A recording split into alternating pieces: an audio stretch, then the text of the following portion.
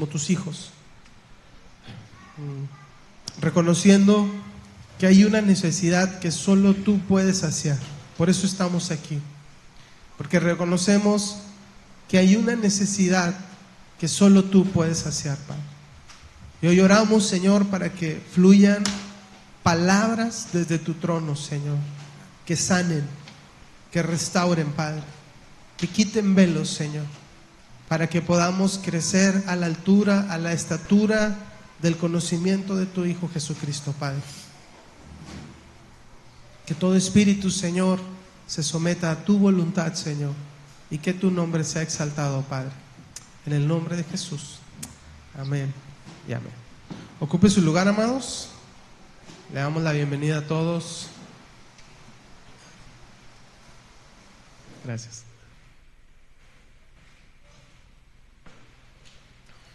Sean todos bienvenidos.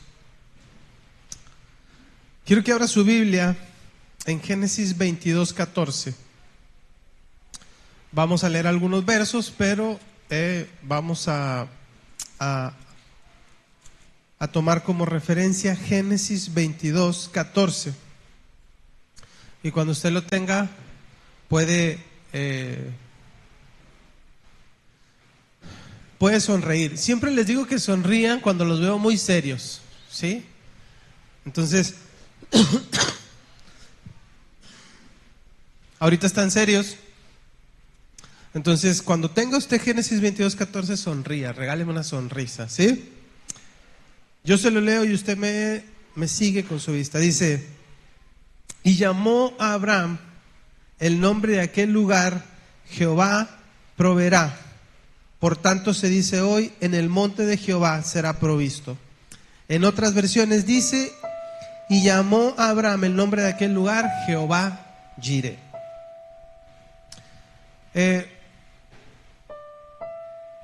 Vivimos, amados, en medio de una sociedad que, por cultura, amados, somos una sociedad que en cuestión familiar somos un matriarcado, ¿sí? Quizá a nivel cultural, históricamente México es un país machista que se ha caracterizado por ser machista, pero en el orden familiar vivimos un matriarcado. Y quiero explicarle a qué me refiero con un matriarcado. A que la familia gira en torno a la mamá. Antes, usted puede ver fotos antiguas, no sé si han visto fotos antiguas ustedes, de familias, y estaba la mesa, ¿y quién estaba en el centro de la mesa? ¿Quién estaba en el centro de la mesa? Sentado, en la cabecera, papá. Sí, porque antes la figura más importante hace más de 100 años era el papá, porque papá era el que proveía. Pero con el paso de los años fue cambiando y el orden en la mesa ya no fue importante. Y entonces la mamá salió como la figura primordial en la familia. O sea, todo lo que sucede en la casa gira en torno a la familia. Y lo vemos desde cómo educan a los hijos. ¿Quién tiene más influencia en la educación de los hijos? ¿La mamá o el papá? La mamá, porque usualmente está más con el papá, con los hijos, perdón, convive más con ellos, está más al pendiente de su vida. Entonces la mamá tiene más relevancia. Incluso el papá, cuando quiere hacer algo en la casa, ¿a quién quieren complacer, papás? No tengan miedo, digan la verdad. ¿A quién quieren complacer, papás? O sea, quieres complacer a tu esposa, porque en el hogar la figura más importante es la mamá. Incluso vemos en las redes sociales todo lo que hoy sucede con respecto al Día de la Madre y al Día del Padre, ¿verdad? Y usted ve que el Día de la Madre hay filas en las pastelerías, hay los restaurantes llenos, la gente comprando comida, todo el mundo vende flores en la calle y regalos. Te amo, mamá, gracias, mamá. Pero el Día del Padre no es así, ¿verdad que no? Y eso es una realidad. No ves gente vendiendo flores o arreglos que digan te amo, papá, gracias, papá. No ves los restaurantes llenos. Y es porque vivimos en una sociedad en la que en la familia la mamá es la figura más importante, ¿sí? Ahora, Siempre, amados, siempre, nosotros que somos hijos de Dios, ¿sí? Somos hijos de Dios. Lo que nosotros hacemos responde a un diseño de Dios, porque usted tiene que entender que vivimos en medio de una cultura que nos influencia, ¿sí? Pero yo tengo una cultura de reino. ¿Qué quiere decir eso? Que es Dios quien dice cómo tienen que ser las cosas, ¿sí? Entonces, yo para hablarle de la paternidad, les tengo que hablar de un hombre que es llamado por la Biblia, por los judíos, el padre de la fe, que es Abraham. Y quiero que vaya conmigo al verso número 2 del capítulo 22. Y dice: dijo, toma ahora tu hijo, tu único Isaac, a quien amas, y vete a tierra de Moria y ofrécelo allí en holocausto sobre uno de los montes que yo te diré. Esta es una historia muy por demás fascinante en muchos aspectos. Abraham no tenía una ley. A Abraham no se le había entregado una ley. Recién Dios se revelaba a la humanidad y era Abraham quien escuchaba por primera vez a Dios, quien respondía al llamado de Dios. Entonces Abraham, que tenía una historia de vida muy complicada, porque él vivía en una tierra y se dice que sus papás no lo querían. Su papá no quería a Abraham, incluso trató de asesinarlo. La Biblia no lo dice, eso lo dicen los libros de historia, que el papá de Abraham trató de asesinarlo, ¿sí? Había perdido a su hermano mayor, el primogénito, y él cobijó a su sobrino, al hijo de su hermano mayor, que se lo lleva a otra tierra, a Lot. Y él huye de la tierra donde vivía, se va a otro lugar donde Dios le dice que se vaya. Y llega a esa tierra, una nueva tierra, solo con un sobrino. Ve en la tierra y le dice a su sobrino: sobrino, dime qué tierra quieres tú. Y el sobrino escoge una tierra y él escoge otra tierra. Y esa es la historia de Abraham. O sea, no era una historia de un hombre que había tenido todo. No, era una historia difícil. En cuestión familiar, él tuvo un mal ejemplo de padre, porque su padre se dedicaba a hacer ídolos y el papá se enoja con él. Dice los libros de historia que se enojan con él porque él empieza a creer en Dios y destruye todos los ídolos que su papá tenía. Y entonces el papá se enoja y lo quiere meter a un horno de fuego donde hacía sus dioses. Eso dice la historia. Ese era el padre que tenía Abraham. Entonces se va de ahí, llega con su esposa a una nueva tierra, que su esposa era hermosa, porque así dice la Biblia que Sara era hermosa, así como ustedes, hermanas, ¿verdad? Y llega a aquella tierra y llega sin hijos, con su sobrino, pero sin hijos. Y entonces un día Dios le dice: mira, vete aquí a aquella tierra, yo te bendeciré. Y le da una palabra, le dice: yo voy a multiplicar tu descendencia. Tu descendencia va a ser tan grande que no vas a poder contarla. Pero él no tenía hijos. Llega a la tierra, pasan los años, Abraham se hace viejo, Sara se hace vieja y no tenían hijos. Y entonces un día Abraham, desesperado, y su esposa desesperada porque se estaban haciendo viejos. Sara tenía una criada y era la costumbre que se tenía en esa época. Le dice: no te puedo dar hijos, pero toma a mi criada y ten un hijo con ella para que sea nuestro hijo. Y tiene un hijo que se llama Ismael. Ismael es el padre de los edomitas, los egipcios. Pero cuando hacen eso ellos, se le aparece el ángel y le dice: este no es el hijo que yo te voy a dar. Este no es. Yo te voy a dar un hijo a ti y a tu esposa, de tu sangre. Pasan los años, se hacen más viejos. Es más, Sara ya no menstruaba. Físicamente no había manera que fuera mamá. Había años que ella ya no podría ser mamá. Y se le aparece el ángel otra vez y le dice: el próximo año vas a abrazar a tu hijo. Y Abraham dice: ¿cómo voy a tener un hijo yo que ya estoy viejo? Y mi esposa también, 90 años tenía Sara. Y Sara escucha y Sara se ríe porque dice: ¿cómo voy a tener yo hijos?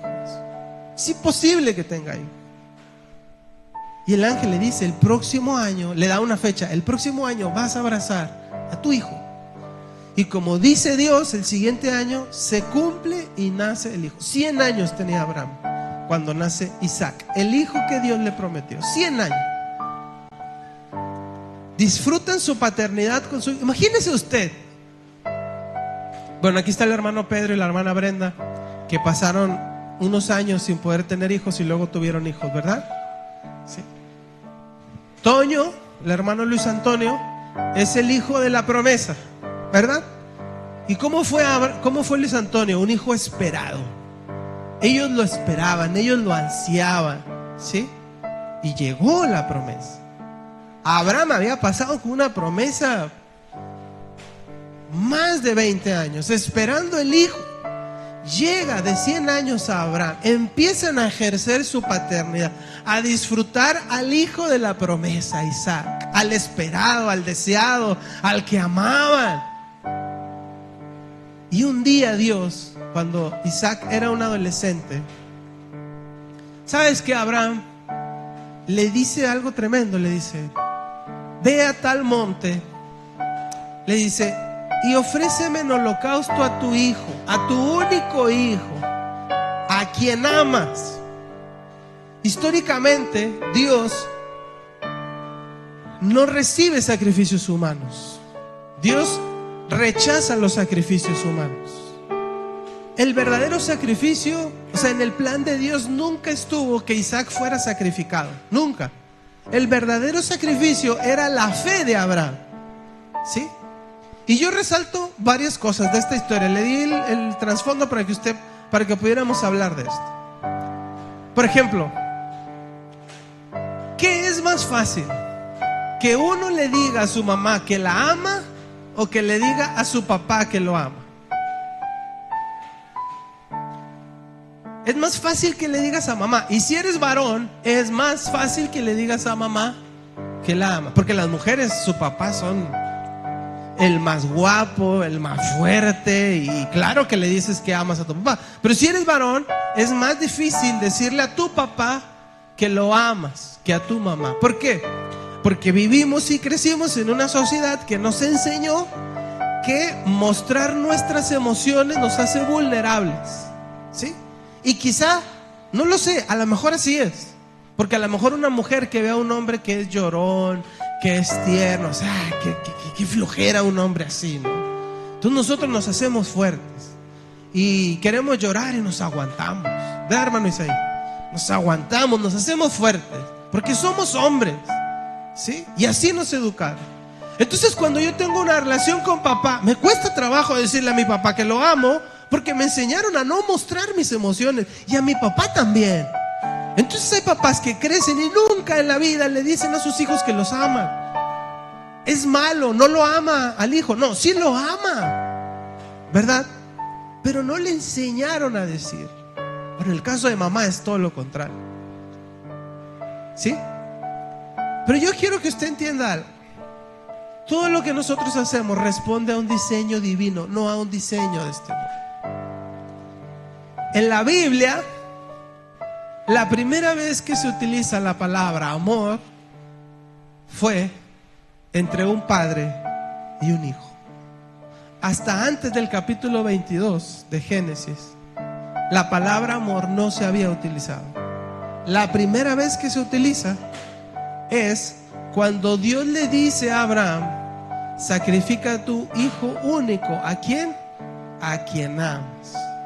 Tu hijo varón, a quien amas. No fue a la mamá, porque yo sé que las mamás pueden rasgar sus vestiduras y ¿cómo que no? Si yo amo a mi hijo.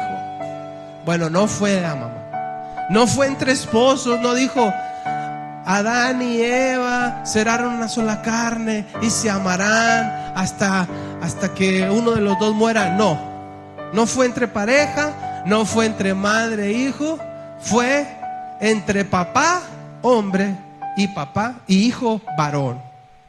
Ahí fue la primera vez que en la Biblia se utiliza la palabra amor. Entonces, si en el mundo nos enseñan que nosotros no debemos ser vulnerables y mostrar nuestras emociones, en el diseño de Dios es al revés. Porque yo le voy a decir una cosa: nuestro Padre Celestial nos ama y no es tacaño en mostrar su amor por nosotros. Él se asegura de que sepas que Él te ama. Cuando inauguramos aquí, ¿se acuerdan cómo andábamos? Todos sucios, pintando. Todas las hermanas con su glamour estaban allá pintando, barriendo, todas llenas de tierra, de polvo, sudando todas. Y así andábamos todos. Y un día antes que inauguráramos aquí, había un evento en una iglesia allá por Félix U. Gómez. Y me acuerdo que terminamos aquí muy tarde y fui y me bañé. Y yo bien cansado fui al evento y llegué cuando ya se había acabado todo. Ya se había acabado la predicación, ya estaban orando. Y el pastor que estaba predicando me ve y yo estaba devastado, hermano. Está súper cansado. Y se acerca y me abraza y empieza a orar por mí. No me dice nada.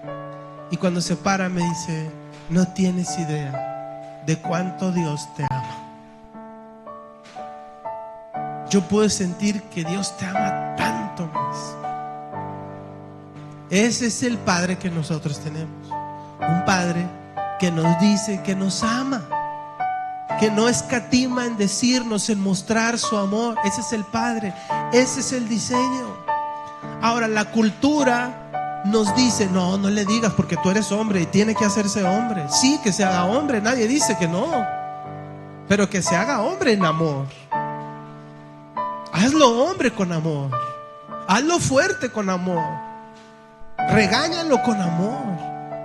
Si lo vas a disciplinar, disciplínalo con amor, porque ese es el diseño de Dios, no el diseño de este mundo. El diseño de este mundo te va a decir otra cosa, pero el diseño de Dios es el amor. Ahora, cuando Dios llama a Abraham, capítulo 15 de Génesis, lo llama, verso 5. Abraham responde, obedece a Dios. Pero dice la Biblia en el verso 5, dice que él le cree. Abraham creyó, dice, y le fue contado por justicia. Creyó y obedeció. Es decir, el padre de la fe, Abraham, el modelo, fue un hombre de fe. Ahora, trasladémonos a nuestro contexto. ¿Qué hay más en la iglesia? ¿Mujeres o hombres? Casadas. ¿Qué hay más? Hay más mujeres. Yo he estado en jornadas de oración con 10 mujeres y yo solo de hombre. Entonces, ¿quiénes demuestran más fe en nuestra sociedad? Y lo que nosotros vivimos lo viven en todos lados. O sea, no se preocupe, no se asuste. Eso es en general. ¿Quién demuestra más fe? La mujer. ¿Por qué?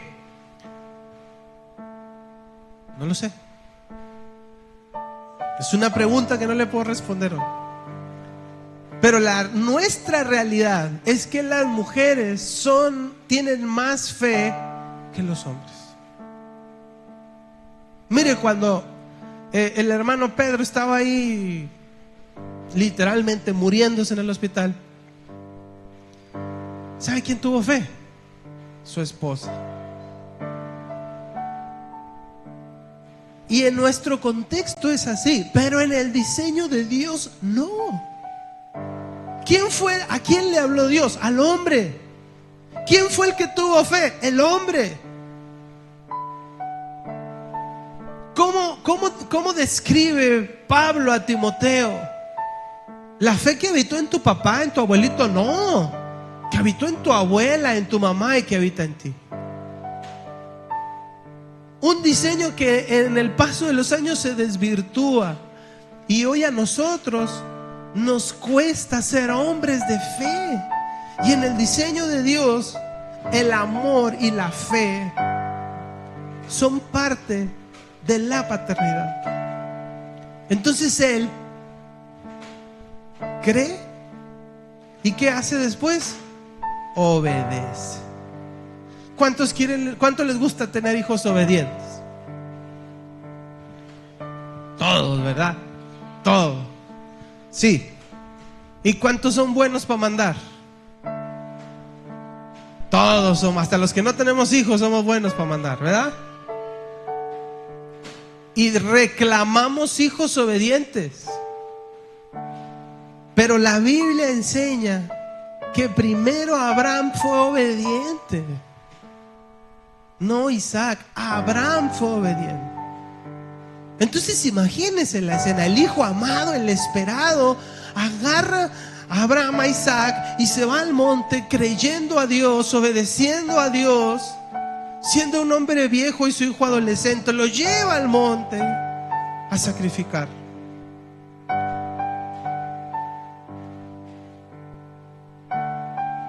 Abraham creyó.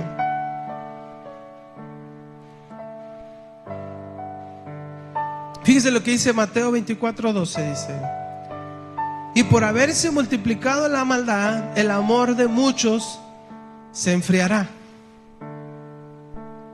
¿No vemos hoy el amor enfriado?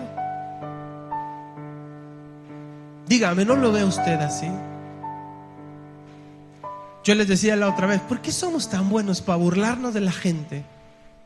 Para juzgar a la gente. Y no somos buenos para amar. ¿Por qué nos es fácil ofender a otro, pero no nos es fácil decirle que lo amamos? ¿Se da usted cuenta? El amor se ha enfriado.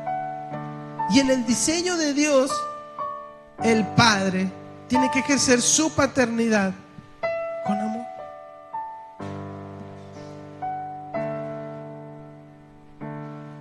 Ahora, lo tercero. Dice que está en el monte con su único hijo, lo lleva de la mano. Van caminando. Isaac le dice, porque seguramente Isaac ya había visto a su papá presentar sacrificios: papá, oye, veo la leña, ya sé dónde vamos a presentar el holocausto, pero no veo el cordero. ¿Dónde está el cordero? ¿Qué le dice a Abraham? Abraham le dice: Jehová proveerá, no te preocupes. Llega, acomoda la leña, amarra a Isaac, lo pone sobre la leña y levanta el cuchillo para... Yo quiero que usted entienda el dolor con el que Abraham estaba haciendo eso. Y cuando levanta el cuchillo, se le aparece un ángel y le dice a Abraham: no toques al niño, no toques al muchacho, le dice, porque Jehová ha provisto un cordero. Y Abraham voltea y ve un cordero, desamarra a su hijo, toma el cordero y lo presenta y lo ofrenda. Y entonces Abraham dice, a ese lugar Abraham le llama Jehová Jireh, Jehová proveerá. ¿Sí?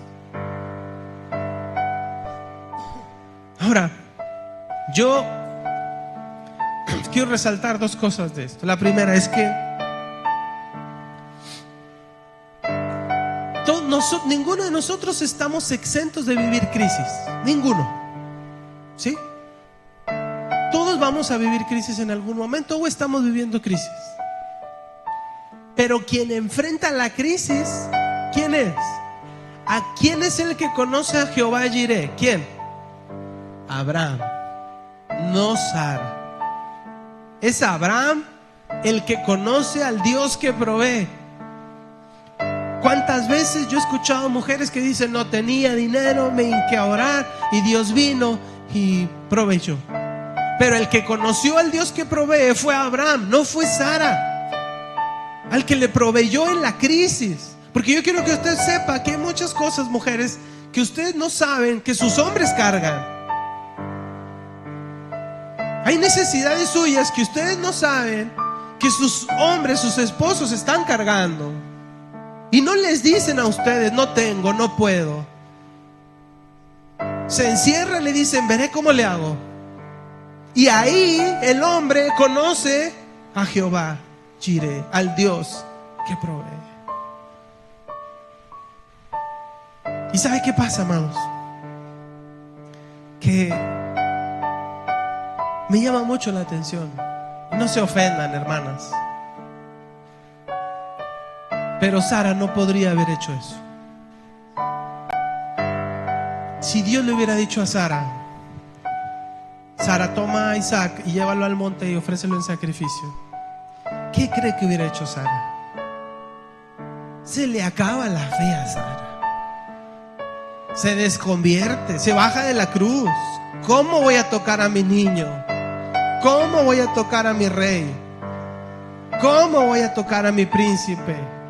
¿Qué te pasa, Dios? Por eso Dios no le dice a Sara, le dice a Abraham. Y la oración de una madre cubre. Yo tengo un amigo, todavía lo veo, muy poco, pero mi amigo tenía una mamá que era una mujer de Dios tremenda. Una mujer que oraba, que ayunaba, tremenda la mamá. Y mi amigo se alejó del camino, pero mientras su mamá estaba orando por él: Señor, cuídalo, guárdalo, tráelo a tus pies, Señor.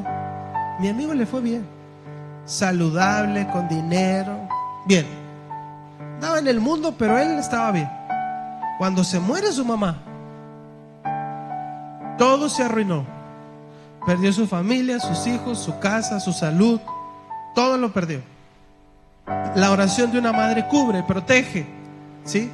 ¿Cómo ora usted por sus hijos? Señor, cuida a mi niño, ya pelado de 25 años, grandote. Cuídalo porque va a la escuela solo. ¿Quién le va a hacer algo? Pero la mamá sí es. Si el varón va con mamá y le dice: mamá, fíjate que mi esposa no me echa lonche, mira, ¿qué va a hacer la mamá? Pobrecito mi hijo, yo le hago, mira, ¿qué le gusta? Yo se lo hago, porque es mamá. Fueron hechas para eso. O sea, ni siquiera lo razonan, está en su ADN.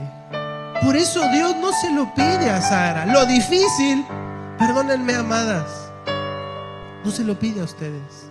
Lo difícil se lo pide al varón. Porque el que tuvo que sufrir eso fue el varón, no Sara. Y fue un sufrimiento, una agonía para Abraham, que Sara no lo vivió, solo lo vivió Abraham. Eso carga a su esposo. Eso carga al hombre. Pero ¿sabe qué? Si la oración de una madre cubre, la fe de un padre hace que sus generaciones se expandan, sean bendecidas. Porque cuando termina, Dios le dice a Abraham: por cuanto obedeciste, por cuanto creíste, por cuanto no rehusaste darme a tu hijo, yo te voy a bendecir a ti y voy a bendecir a tus generaciones. Y le da una palabra preciosa: en tu simiente, en tus generaciones, todas las familias de la tierra serán benditas por la fe de un hombre. Yo sé que esto hasta a las mujeres les cuesta escucharlo, pero yo quiero que usted entienda, varón, su fe, la lucha que hoy usted venza con fe, obedeciendo, como viendo al invisible, bendice sus generaciones. No son las victorias de la mamá, son las victorias del papá. Lo que papá vence, lo que papá conquista, eso bendice a sus generaciones. La mamá cubre, la mamá cuida, pero el papá bendice, el papá conquista.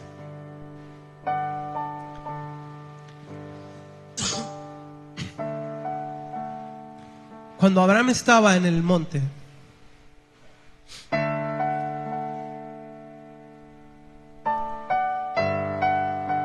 una parte de Abraham tuvo que morir. Él tenía a su hijo a quien amaba, al esperado, al que le hacía falta en su vida. Pero una parte de él tuvo que morir para entregárselo. O sea, él renunció a ser padre porque ya era viejo, ya no podría tener otro hijo. Pero él creyó, obedeció, y por esa fe sus generaciones fueron bendecidas, pero tuvo que morir. Nosotros, amados varones, ¿por qué hay más mujeres de fe que hombres de fe? Porque a nosotros nos educaron para ser proveedores, para trabajar, para estudiar. No nos educaron para ser hombres de fe. No nos educaron para eso. Nos educaron para salir adelante, pero no nos educaron para ser hombres de fe. Por eso la mujer desarrolla más fe que el hombre. Y es el hombre, amados, quien tiene que desarrollar fe. Es el hombre quien tiene que soltar, tiene que morir a sí mismo. ¿A qué? A lo que a mí me enseñaron. A mí me educaron para proveer, no para amar. Cuando tengo que morir a eso. Yo no tuve un padre que me amó, que me dijo que me amaba, que me cuidaba. Al contrario, me abandonó, me golpeó, era un alcohólico. Bueno, tienes que morir a eso. Tienes que morir. Y yo te voy a decir una cosa, quizá tus hijos no van a ser agradecidos contigo, porque el amor de una madre es casi siempre recompensado, y el amor de un padre no. Y a lo mejor tus hijos nunca te lo van a agradecer, nunca van a correr a tus brazos y te van a abrazar y te van a decir: papá, gracias, te amo, gracias. A lo mejor nunca va a pasar. Pero por eso somos hombres, porque a nosotros nos toca cargar lo difícil. Por eso no se le da eso a la mujer, se nos da a nosotros. Entonces tú vas a hacer que tu simiente sean benditas, sean bendecidas, porque tú creíste, porque tú peleaste, porque tú conquistaste. Yo te voy a pedir que te pongas de pie.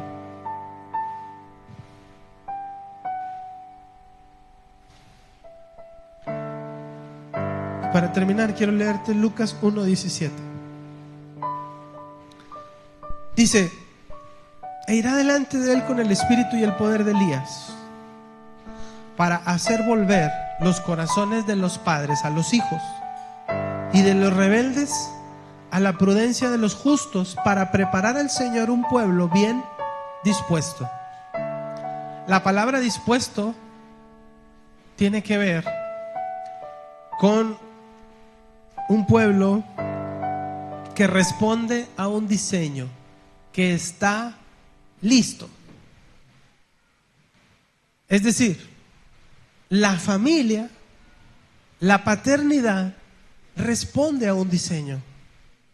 Por eso Dios manda a Juan el Bautista, porque él predicaba para que la relación entre padres e hijos fuera restaurada, porque ese era el diseño, porque ese era el pueblo por el cual Dios iba a venir. Un pueblo que tenía una relación sana entre padres e hijos. Y nosotros hemos visto, y se los he dicho otras ocasiones, lo que más daña a una persona no es una mala madre. Lo que más daña a una persona es un mal padre. Se han hecho estudios y la mayoría de los asaltantes, narcotraficantes, violadores, asesinos, tuvieron malos padres o no tuvieron padres varones. Entonces, en el desarrollo de la sociedad del hombre, la paternidad tiene más peso en un ser humano que la maternidad.